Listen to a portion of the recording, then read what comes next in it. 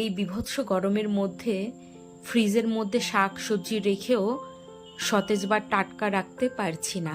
গতকালই বাজার এসেছিল, গতকাল যেহেতু আমরা কচু শাক খেয়েছি, তো আজ যথারীতি পাট শাক খাবারই কথা, সে মতো আমি পাট শাক বের করেছি। তো পাট শাক বের করে দেখি যে পাট শাকের থেকে গরম একটা আভা বেরোচ্ছে, সঙ্গে বিকট গন্ধ। মনে হচ্ছে যেন পাট শাক জাগ দেওয়া হয়েছে, বিচ্ছিরি রকম গন্ধ। মনে হচ্ছে পাট শাকটা সেদ্ধ হয়ে গেছে। আসলে আমি শাকের আটিগুলো খুলে রাখিনি, বাঁধনগুলো যদি খুলে রাখতাম এতটাও খারাপ হতো না।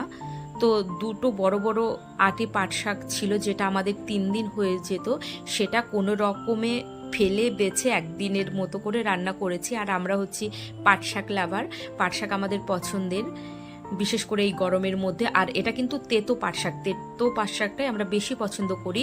আর মিষ্টি পাট শাকটা একটু বিজলে মানে হচ্ছে আঠালো আঠালো হয়, ওটা আমরা অতটা ভালো খাই না। আর পাট শাক রান্না করেছিলাম আমি চিংড়ি মাছ দিয়ে, আর এখন রান্না করছি বেলে মাছ। বেলে মাছটা না একটু ভেঙে ভেঙে গেছে। বেলে মাছটা আমি সরু করে আলু চিড়ে আর হচ্ছে অল্প সরিষা বাটা দিয়ে রান্না করেছিলাম। তো আমার রান্না হয়ে গেছে।